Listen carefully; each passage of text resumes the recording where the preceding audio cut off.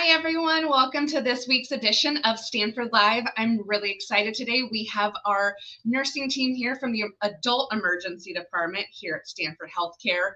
Looking forward to chatting with them, learning more about the emergency department, day-to-day life, the culture of the ED, and current openings that we have in there, and what these managers are looking for in terms of a great candidate to bring onto the team.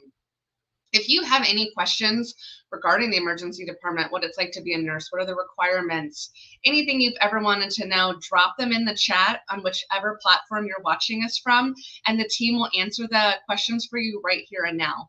But I would like to start off by introducing Brendan, who is our patient care manager over the emergency department, and let her kick us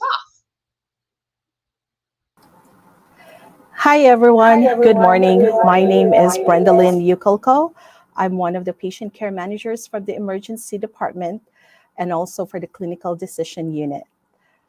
I've been at Stanford for almost 22 years now. Started in their new grad training program way back in 2001, and then transitioned to the emergency department 4 years after, also with the training program.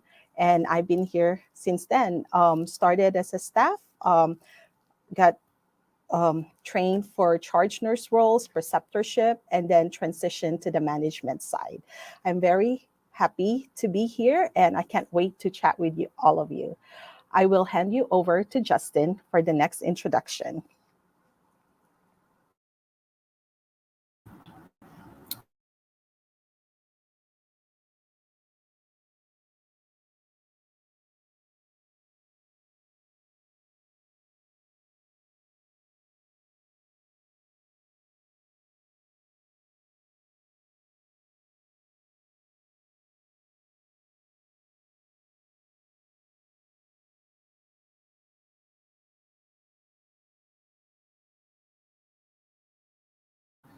Transitioned to staff last July, and then a position became available on the management team, so I decided to go for it.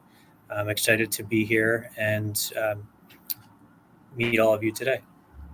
I will pass it over to my colleague Marvin. Hi everyone, Buenos dias. My name is Marvin. I originally come from the Philippines, so I've been here at Stanford for more than 5 years now. Actually, my 5th year was last June. So I started my career in 2005. I've been a nurse for like 17 years. I work in like 4 different countries. So I've been at Stanford. I've been a preceptor. I've been one of the champions here. And I'm excited to meet and answer all of your questions also. And aside from that, what else? I'm pretty much excited about the question and answer later on. So this is to give clarity and hope to inspire most of you to apply here in our institution. And now I'm going to pass the baton to Meredith. Great. Hello, everyone. Thanks for joining us today. My name is Meredith Holder. I have been a nurse for 11 years. I started my career in Texas, came to Stanford as a traveler, and I'm happy to say that that was probably my first and last travel assignment. So I've been with Stanford now for almost 5 years, 4 of those as staff. I am also a past educator here at Stanford and currently serving as one of the department's charge nurses. I still precept, and I love being involved in everything that I can be. On the side, I'm also the San Francisco chapter ENA president, and I would like to attribute part of that for my time at Stanford. So excited to answer some questions. And I'm going to do a quick introduction and then let her take over. But we also have Brianna Sosa joining us today, who is the emergency department's lead recruiter. She is the one that hires all of our ED nurses, managers, educators, and she can tell us a little bit more about herself. Hello, everyone. Thank you for joining us today. I, too, am excited about our Q&A time with everyone. So my name is Brianna Sosa, as Carly said, and I have had the pleasure of partnering with the Adult Emergency Department hiring leaders for close to 8 years. I've been with Stanford for over 8 years, and I partner with them to help with all of their RN staffing needs. Thank you, Carly. Back to you. Thanks, Brianna. Well, we'll get this kicked off.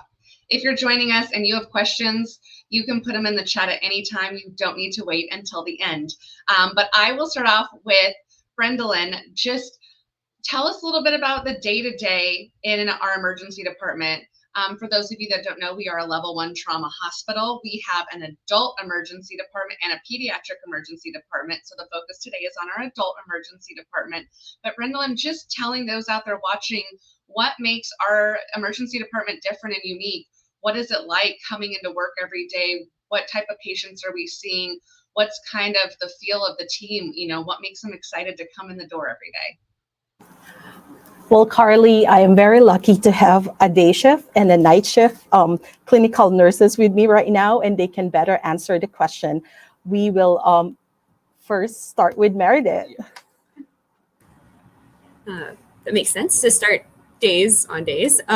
So lately, operations have been a little bit higher acuity for the summer. We're seeing some pretty sick people and a lot of them. So as mentioned previously, we are a level 1 trauma center. So we serve as the county's go-to trauma for most everything. We see everything from your geriatric falls to gunshot wounds to you name it, we'll take care of it. We've also got it's a 65-bed emergency department. There's a separate psych area. We have just medical beds all over the place, and any bed can take any patient. So you'll get your opportunities to take care of ICU patients. This morning we had some admission holds. We are a very busy hospital, and we do see holds just like everywhere else is right now. But we strive to provide the best care that we can until those patients get an inpatient room. It's, like I said, it started off a little busy, but I think that's kind of par for the course across the nation these days. But it is nice when we come in and there's an empty lobby and you kind of have a chance to ease into things. But I know that my colleague Marvin can tell you a little bit more about the craziness that is night shift, because man, when it's 8 p.m., we are ready to go. Okay, Meredith. So after receiving reports from Meredith, especially when she's the charge nurse, so we usually start our night with a huddle. So our energy is still high. We're still like door chit-chatting. And then, so when Meredith gives a report regarding what happened for the day, and then we try to formulate a plan. And then usually the lobby would be very packed or busy lately because like there's an increase of patients, and then there's very sick also. And then, so at certain times, some of the units or pods are closing, like at 12 midnight, at 1 a.m. And then we're starting to clean up all the patients. As much as possible, we want to admit them all to their respective units. But unfortunately, one of the challenges that we're facing right now is like onboarding of inpatients. So what we usually do as a team, we make sure that everyone will have their breaks, everyone is supported, everyone will make sure that the work is equally divided as much as possible. And then we are thankful for the resources during the nights, especially with the help of our techs, our social worker, and then also we don't forget our phlebotomists who are also there to help us immensely. And then I'm fortunate enough that we are highly staffed most of the time, and then we don't, especially in the early mornings, and then when we have downtimes, we just gather and then regroup. And then if we have more time, some of us will buy some cronuts and then we try to eat. And as much as possible, we want to make sure we go through the night lighter and we still have energy to make sure that we can actually give report to the day shift and make sure that the unit is clean. Squeaky clean, to make sure that we're ready for any like whether JCO or any type of like checks, like whether state or any checks there is. So that's how the night usually starts and ends. Going back to Brenda. Thanks, Marvin. So the questions are starting to come in, so I thought we would start by getting some of these answered. Brendalyn or Justin, Brendalyn, I guess I'll pass it to you. we had someone ask, is the emergency department only looking for nurses, or do we hire in other areas? Carly, I can actually talk about it. We, in the emergency department, we also have openings for unit secretaries, emergency technicians, patient flow coordinators, as well as managers who are nurses as well.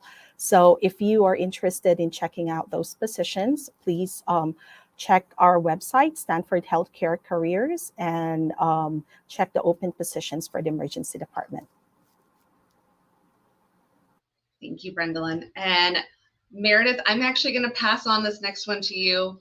I know you're years out of nursing school, but for those that are nursing students wanting to get into ED, what tips could you give those upcoming new grads to prepare them for a role in the emergency room?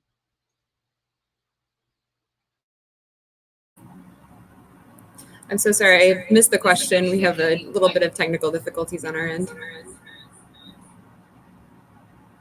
No problem. So Cecilia asked, what tips would you have for nursing students who want ED experience, who want to move into the ED upon graduation?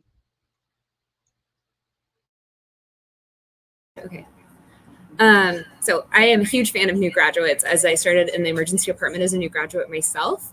My biggest tips for coming into an environment like this, honestly, first and foremost, just be yourself. When you come into this interview, we want to see your personality. We want to know that you're going to get along with our team. We're a quirky bunch, and we I've met my best friends here. So I just, first and foremost, be yourself. It's always good to have someone kind of look over your resume before you come in. Make sure that you're really highlighting all of the things that you have done as a student, because I know that you guys do some really amazing things outside of school. So highlight your volunteer experience. If you are in ED Tech somewhere, that's also a huge component for the interview here as well. We are proud to say that we have 3 new graduate nurses that just are about to come up on their 1 year of being here. And I believe for this new cohort, we'll have another 4. So excited to see them through this. The new graduate program does go through the same steps as the rest of the hospital. So you would join new grads from every single unit and kind of go through this together. Which is nice because it's a huge thing, transitioning to practice from new graduate nurse into being a nurse by yourself. You don't have a preceptor to hold your hand after 3 or 4 months, but just being yourself in the interview is huge. We ask behavioral interview questions, so you can look some of those up online. We don't really throw in clinical questions at this stage. Maybe a couple, like the basic ones. There's some basic clinical questions, but nothing that you wouldn't already know from your time studying for NCLEX. We're not going to try to stump you. We want to see your critical thinking skills and just how you would react in emergent situations. So, and don't doubt your education. You guys have put in a lot of time and effort to get to where you are today. So just be yourself, answer the questions, and breathe during your interview. Very important, very important. Well, Meredith, I'm going to kind of keep the spotlight on you. We had someone ask, do you offer preceptorships for senior nursing students?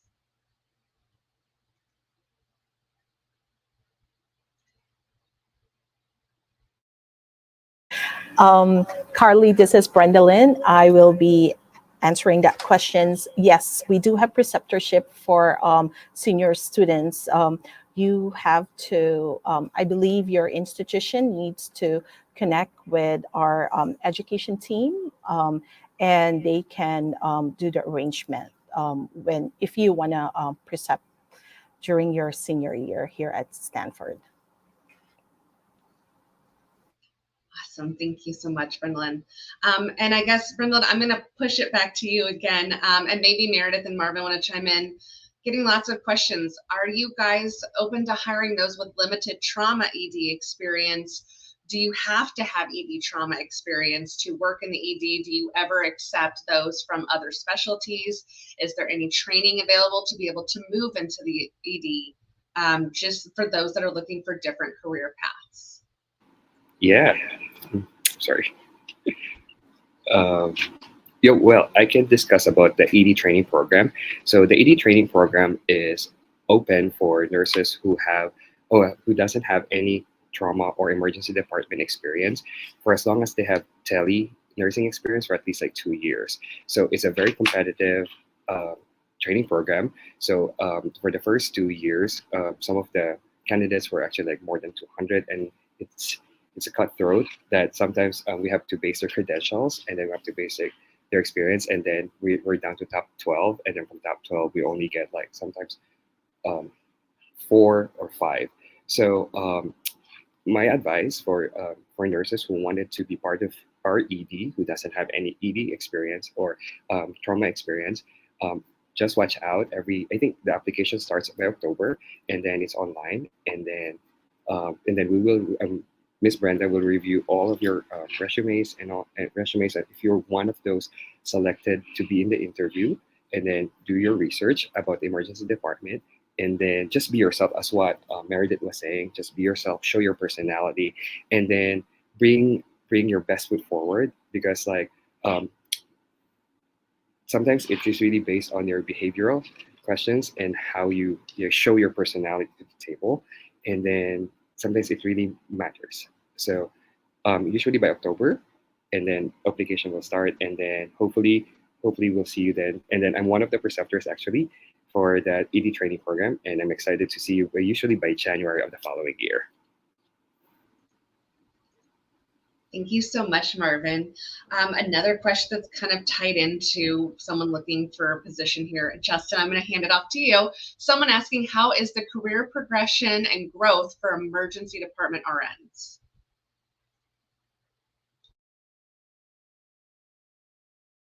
So with the career progression is the career opportunities are very good here at Stanford. When I came from the East Coast, I worked at a large academic medical center also. And I knew when I was forced to move to California by my wife that I wanted to come work at Stanford just for the career opportunities.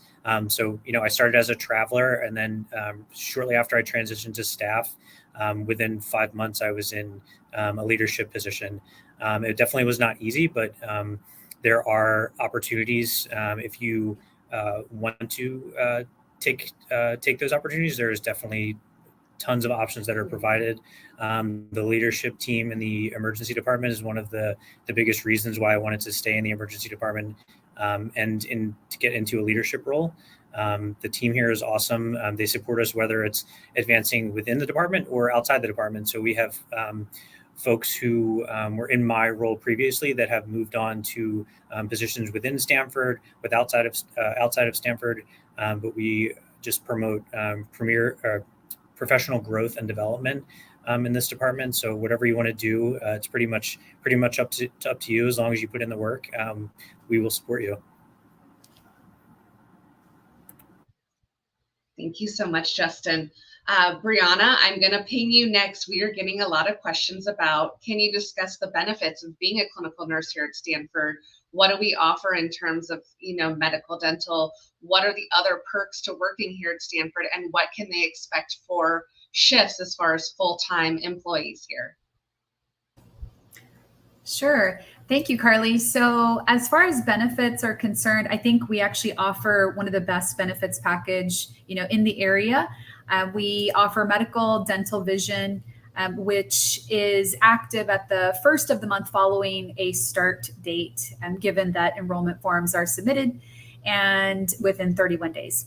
So as far as medical is concerned, there are 3 options. There's the Stanford Health Alliance, which is really built around the Stanford Healthcare and Stanford Children's network of providers.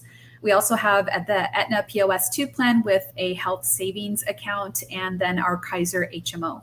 So we do offer access to teledoc and telehealth programs. Retirement, which is one of my favorite, as a nonprofit, we have a 403B.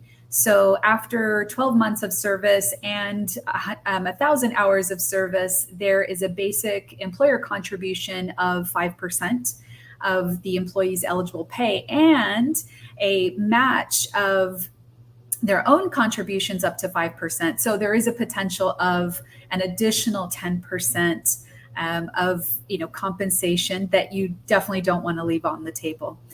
As far as education is concerned, we have a few different things that we offer. So there is tuition reimbursement for a full-time emergency department nurse who's a 0.9. It's $1,800 per fiscal year. So it's September 1st through the end of August. And that is a benefit that is available after 6 months of employment.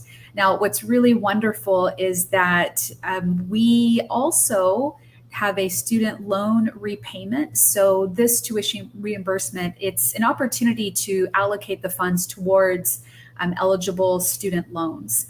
I really haven't seen this. I think it's a wonderful benefit. As far as PTO is concerned, it's accrued per hour and it's 0.1000. So that's about 187 hours for a 0.9. And then we have something called aid time, which is intended to be used when there is excess staffing on the unit so that the employee can get paid their regular rate. We have other benefits like on-site early childhood education programs. We do have resilience and mental health benefits. One of them is Maru. They're really like a healthcare provider for, mind and body approaches. There's a 12-week program. There's also Bright Light, which is something for children of employees, as well as a mindfulness library, which is just filled with resources. We have a ton of other benefits, such as employee discounts, backup care, Stanford, we have the Stanford Credit Union, our commuter benefits, which is a complimentary pass to Caltrain and VTA, as well as the Marguerite Shuttle, which is an inter-campus shuttle. We've got pet insurance, auto and home insurance, and legal assistance. So as far as shifts, so we do have day shift and night shift. Currently at this time, we will be focusing more on, our night shift openings. I will go ahead and just cover compensation as well. So for an experienced RN, the rates start at $84.84 an hour. Depending on years of experience, that could increase. Additionally, we have a 10% evening shift differential, an 18% night shift differential, and a 5% weekend differential. Aside from that, after a year of service plus some additional milestones, there is a clinical ladder.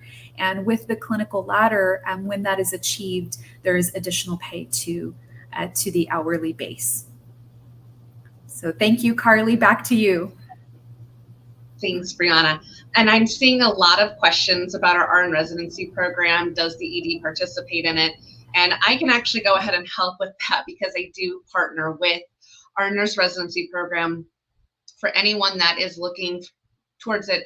We do offer the ED. Right now, it's generally just for our August cohorts. Applications for our August cohorts always open at the beginning of April.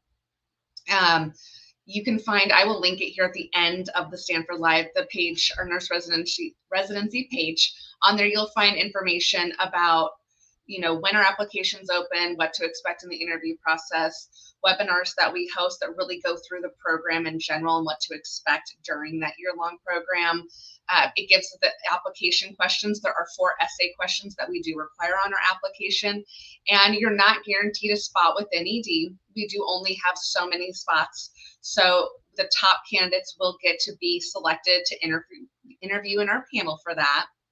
The best advice I can give you is focus on those essay questions. You're scored on your essay questions, not the answer, because those are so personal, but if you answered each part of each question, did you remember to include everything on your resume, any work history, volunteer experience? Did you list all of your clinicals?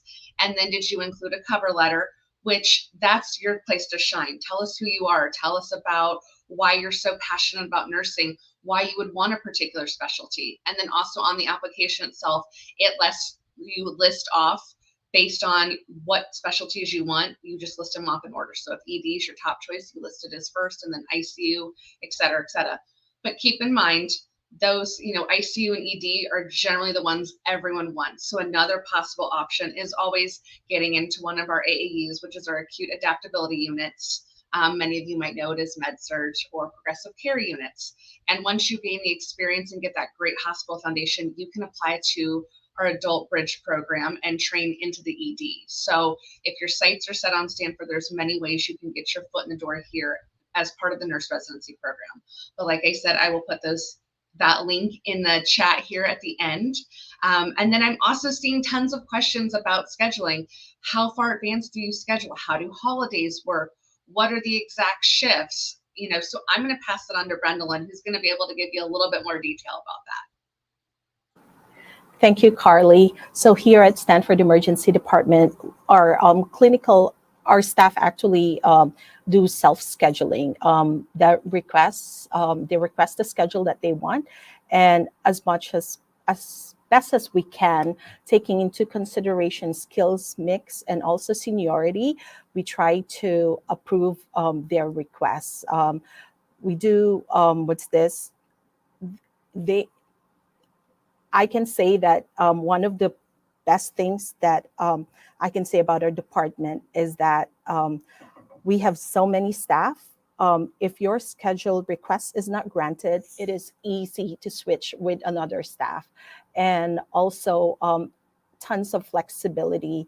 For holiday requirements, you are required to work a holiday.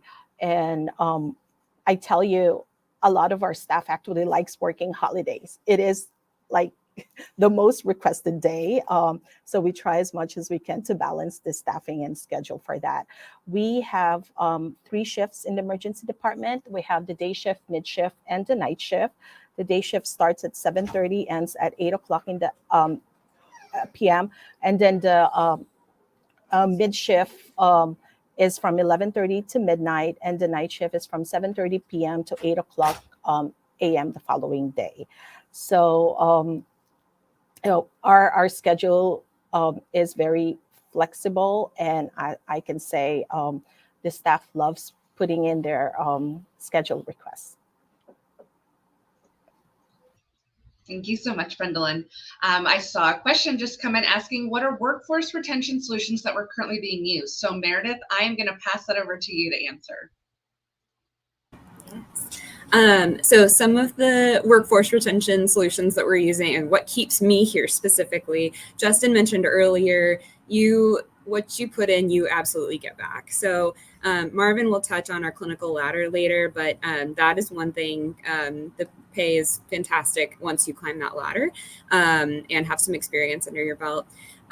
We have separate committees. I am on the triage committee, so I actually feel like I have a hand, and Justin is as well, as the manager that oversees that. So I feel like I have a hand in things that are being done at the departmental level, things that impact nurses. We have openings on these committees pretty frequently. They realize, oh, you know what, we would love some input from someone else who worked at a different hospital, or we just need a different perspective here for whatever reason. So frequently we want people to join so that we can make our department the best it possibly can be. Outside of that, our wellness committee hosts events, I think pretty much monthly now. And I know in the past we've had a taco night.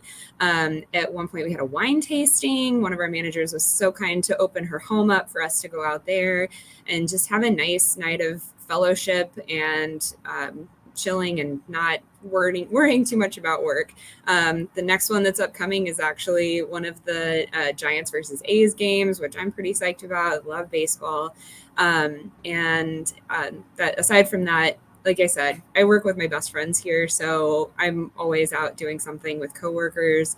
And I think establishing relationships like that absolutely makes me want to stay and work here. And I live 40 minutes in. People have a hefty commute in some cases. So I passed a few hospitals on the way down here, but I would never consider working anywhere but Stanford at this point in time.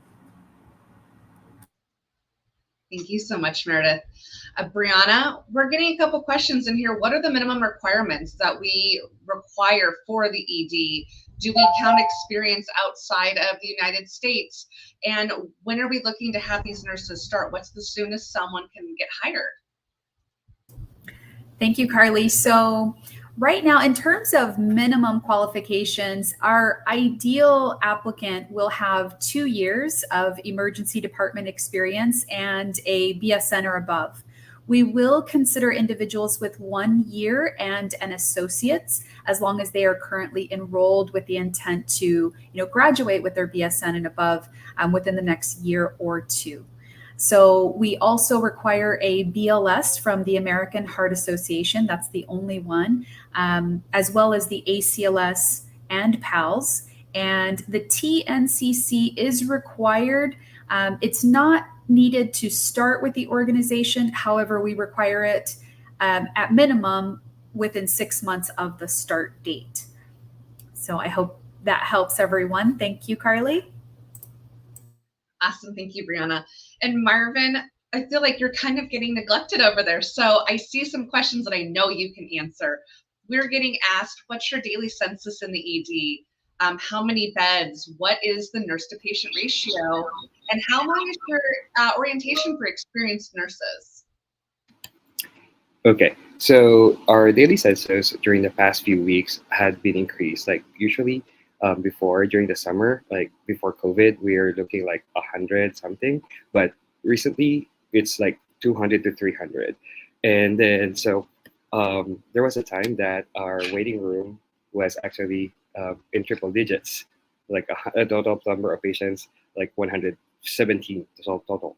That includes like patients for onboarding, and they don't have any rooms in the unit, and then waiting to be admitted, and waiting for it to be discharged. Now, usually, I'm talking about patient ratio. So we are protected. California is protected. Stanford is protected by union. So usually, 4:1. 4 patient is to 1. That's the standard. But if any of your patient became critically sick, like ICU level, so usually 2:1. And then if you are on active trauma, if you're dealing with active trauma, that's 1:1. Also, when you are active stroke, then that's 1:1. Also, when you're giving T and K, that's also 1:1. So your patient assignment varies depending on how sick your patient or level of acuity. And then, so what was the third question? How long is the orientation for experienced nurses? Okay, so usually generally it's a month. The first week is intended for general orientation that includes the hospital policy, your benefits as an employee, and then knowing the medical record or the ethic. So you'll have the training for that. So that will be generally for the first week. The second to the fourth week, you'll be paired to 2 preceptors, the primary and the secondary preceptor. You will be assigned to different areas of the ED, like triage, alpha, bravo, cardinal, and then fast track, and even emerald. So you will be exposed to those areas, knowing the flow of the ED, meeting new people, of course, and then establishing your workflow as well. So by the time, every day you will be evaluated by your preceptor, like the things that are good, the things that you need to improve, and then at the end of your last shift, and then you will be up. If you're on your own, then your preceptor will still be there for you, because like every 2 nurses, there's like a throughput nurse or your breaker nurse, and that will be your preceptor. Then your preceptor is still there to support you. But anyhow, when you are on your own, don't be afraid, because like there's a lot of resources that you can ask questions to almost anyone here in the ED. We love questions. Like we love nurses who are that loves the culture of safety, the one who asks questions, and there's no such thing as a stupid question. For us, we want to share what we know. We want to make sure that you're supported. We want to make sure that you're confident, and make sure that you are not alone in this journey.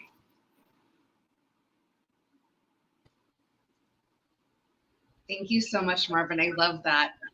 I'm loving all the questions that are coming in, and I want to get back to them, but wanted to just kind of talk about the current openings that we have, because we have a hiring event coming up on Thursday, which Brendalyn and Brianna will be participating in. We are looking to fill those clinical nurse roles, and I believe we have an APC enroll. So Brianna, I wanted to pass that over to you just to talk about what we're looking for, so we can get candidates registered for Thursday and what they can expect as part of kind of the interview process and onboarding. Sure, absolutely. Thank you, Carly. So yes, we are definitely excited about the virtual Brazen hiring event happening this Thursday. So you definitely want to register. Our Stanford Healthcare LinkedIn page has more information on how to do that. And that day, you'll have an opportunity to speak one-on-one with either myself or Brendalyn. And it probably takes about 15 minutes or so. It's a very quick one-on-one, and you definitely want to make sure that you meet the minimum qualifications. After that meet, then if an individual is moved forward in the process, there will be a phone screen followed by a panel interview, which the panel is virtual as well, and it's about an hour, and that will probably happen in the following days, so it won't happen all in one day. And just to give you a little bit more about the onboarding process, once the panel is concluded and if an individual is selected for that, final step for an offer, then an individual would hear from me to review the offer terms and next steps, such as a target start date, which is usually about a month from the day that the offer is accepted. At that point, we'll also book a physical and begin the pre-boarding process. So just to share a little bit more information, the first day of employment consists of what we call new employee orientation, which is virtual. It's a great way to kickstart employment with Stanford. You get to learn a little bit more about the organization, you get credentials, you get access to enroll for benefits, direct deposit, you get access to health stream modules, all that good stuff. Following that Monday, there is what we call general clinical orientation, and this is specific to the role. It consists of some EPIC training, safe patient handling, and the like. After that first week, it's followed by the department-specific orientation. So I hope that helps. Perfect. And then Meredith, I'm going to pass it back to you. I have seen a couple questions now coming in. What systems do we use at Stanford? Do we use EPIC, Omnicell, Pyxis? Just a little bit more. I think people are looking for what they can expect. And if it's something that they're not familiar with, maybe they worked at a Cerner hospital, can they get training here? Or is that experience, I believe we're an EPIC hospital, is that experience a must in order to start with our ED?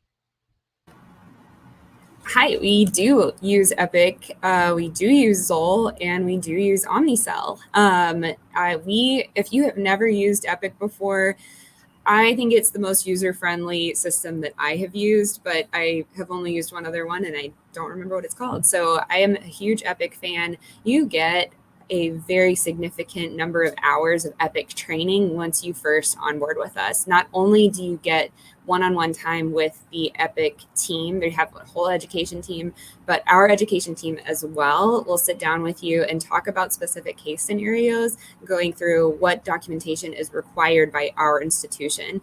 As we are a stroke center, STEMI center, trauma center, trauma would be an entirely other facet. You can train to that. I think it's after 1 to 2 years experience here. But STEMI and stroke are required. And then if you get a code 3 or otherwise known as a critical patient, you have to know how to do some code documentation as well. So you run through all of those scenarios during your onboarding process. I think our onboarding process here is pretty unparalleled for other places. You do spend that first week, like Brianna was saying, not only in new employee orientation, but you also get safe patient handling, as it's California law that we don't break our backs at work. It's an OSHA thing. So we get that, and then you get a lot of one-on-one time with the educators in figuring out how to use specific equipment. So for myself, I had never used Zoll products before. That is what we use here for our defibrillators. We do have Philips monitors, so you get some nice hands-on time with that as well. Trying to think of other specialized equipment we have. We have Belmont for any massive transfusions we may need to do. But you get plenty of hands-on time. And if you ever have any questions, again, our staff is so friendly that you can go up to anyone and be like, hey, I'm just confused about what I'm supposed to document here, or how I'm supposed to use this particular piece of equipment. So your colleagues, your educators, everyone will take a step back and take that time to explain how to use a piece of equipment that may be foreign to you. Thanks so much, Meredith. Justin, I know you've gotten to kind of relax over there, so I'm going to give you the chance to speak about shared governance over in the ED. So there's lots of opportunities for staff members to get involved. We share a lot of the decision making with the staff. Everything's not just management or leadership based. We really value the input from the staff. So we have tons of committees related to different topics. Like for instance, I am in charge of the Workplace Violence Committee and the Triage Task Force. So currently the Workplace Violence Committee, we have members from nursing staff, techs, security, registration, kind of giving all of their inputs on what can be improved to promote a culture of safety within the department. So as you can imagine, that's just constantly work in progress, always trying to improve the safety of the staff.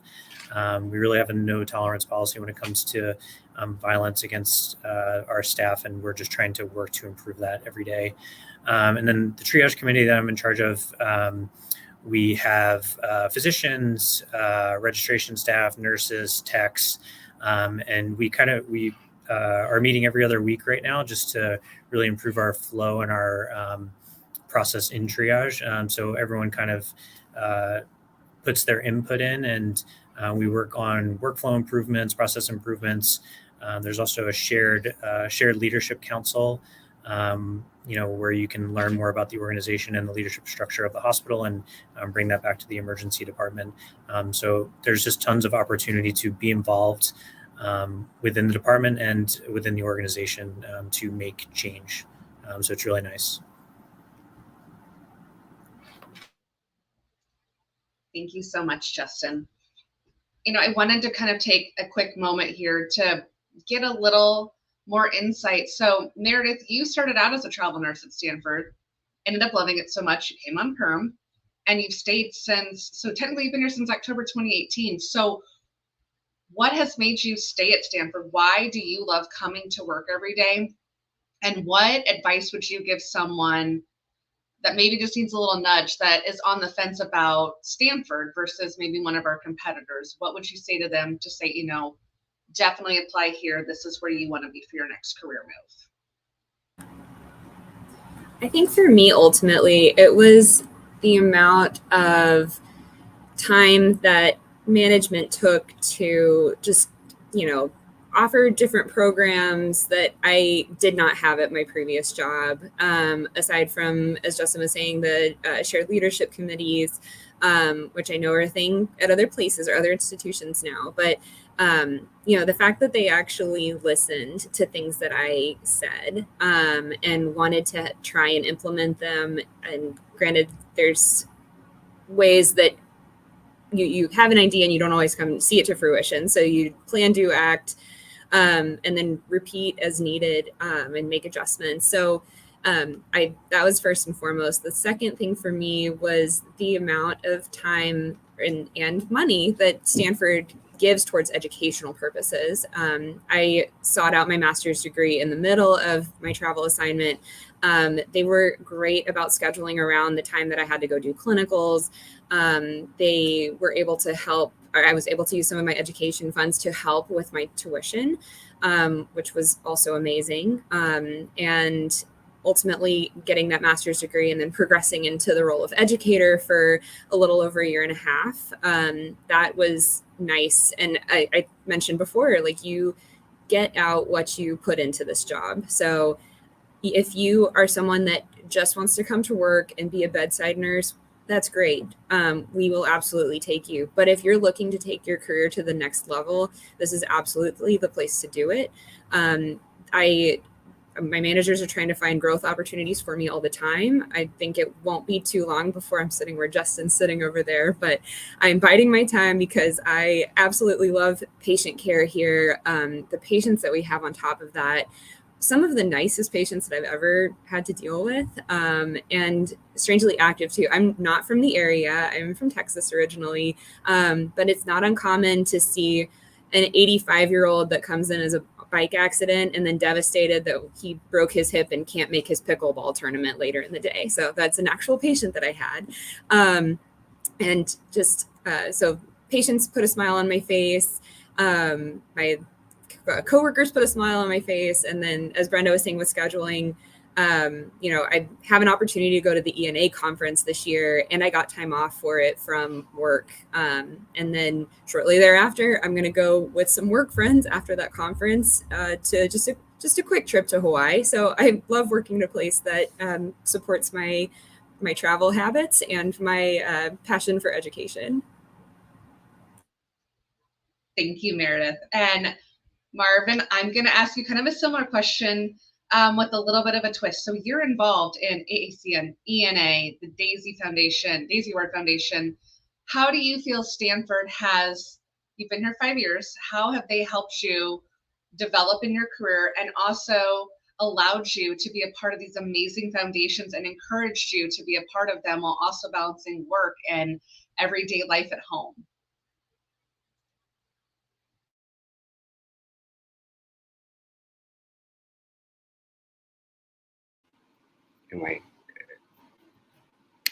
Okay. Hi, technical problems. So the first question is like, how did I get involved into this organization? So as Meredith was mentioned, we are given like work-life balance here, and I love to volunteer with a purpose. So I usually like devote my time to professional organizations, like say for example ENA, where I was like one of the scholarship and scholarship reviewer, and then second for the American Association of Critical Nurses, where I am the current chair-elect for the National Teaching Institute conference for 2024 in Denver, Colorado. And then also I'm part of the Daisy Award Foundation Scholarship Review. So I preoccupy myself with a lot of things, but I want to thank Stanford, or especially my manager, for giving me the liberty of choosing my schedule so I can put in my volunteer works. And then aside from that, Stanford taught, the managers and also the trainings at Stanford had taught me on how to like be more and give more for others. So it's not just like a hospital where you actually go to work, but it's an institution that you can actually like put your time, invest your time for you to personally grow and professionally outgrow yourself from your previous one. So the reason, if I'm going to chime in what Meredith said, one of the reasons why I'm excited to go to work, that includes the opportunities for me to grow, and then the opportunities that I can do to make others better. That includes like my voluntary time, giving my volunteer time to professional organizations, and also like improving helping my coworkers as well. So what was the second question? A balanced work. Is that correct? Yes.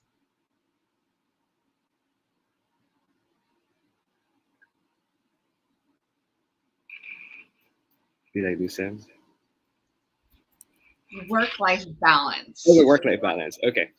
So Stanford ED has promoted like work-life balance. To be honest with you, last month I was off for almost a month. I love traveling. I've been to different countries already.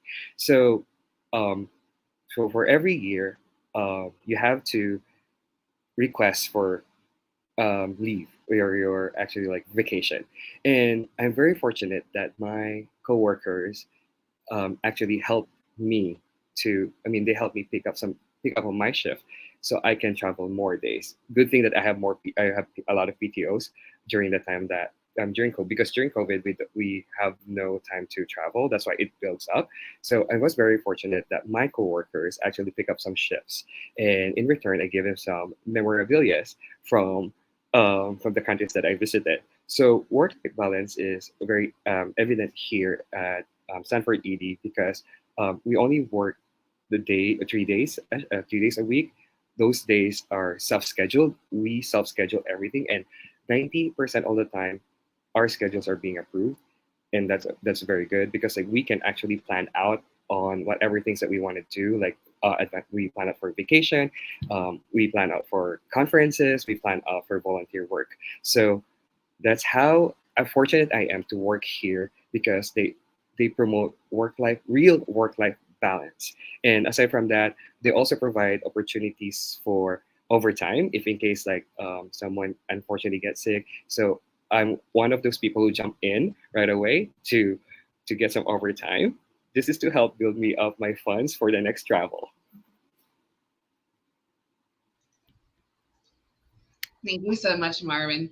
And we're coming kind of close to end time here, but something that wanted to make sure that we touched on, obviously being a nurse, there's a slew of emotions that you can go through. Mental health is definitely something that is at the top of the brain right now with our nursing staff coming off a pandemic, workplace violence, on top of every day-to-day life, and then what you experience and witness in the emergency room or in the hospital itself. So Justin, wanted to have you just talk about wellness, mental health wellness, our employee assistance program, the different things that are available to our nurses to make sure that they are taking care of themselves first and foremost.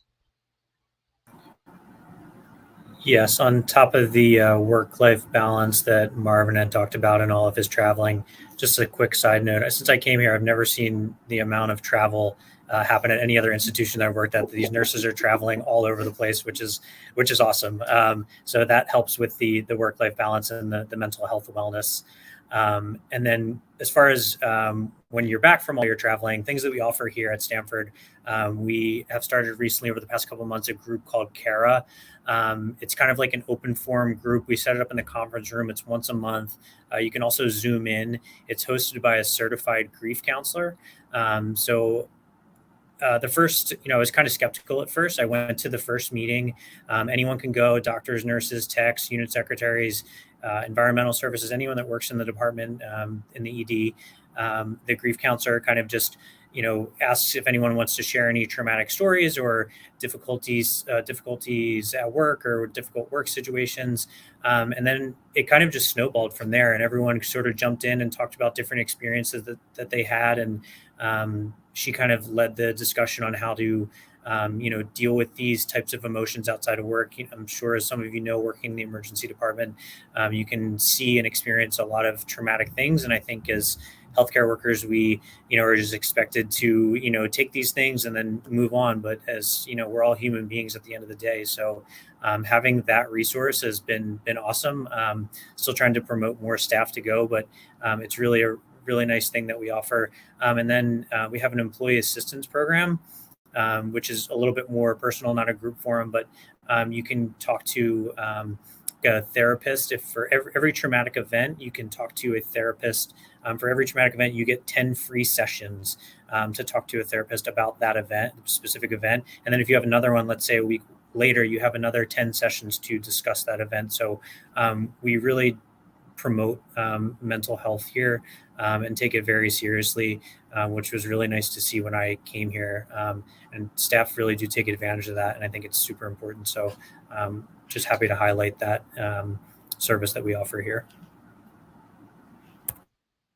Thank you so much, Justin. And thank you everyone that's joined us today. We hope that you learned a lot about our adult emergency department today. We are hosting a virtual ED nursing hiring event on Thursday. The link is in the caption for this streaming event. So go ahead and register. It's from 11 a.m. to 2 p.m. Pacific Standard Time. You might have the chance to talk with Brendalyn or Brianna at that event, or someone else within the team. We will also make sure to include the links on all of the streaming platforms about how to learn more information about the ED Bridge program, the nurse residency program, how to connect with Brianna, who will answer any and all questions that didn't get answered And hopefully we'll be seeing a couple of you here in the future on our floor in the ED, or perhaps in another unit here at the hospital. But again, thank you for spending your lunch break with us, and we hope you have a great rest of your Tuesday. We will see you next time.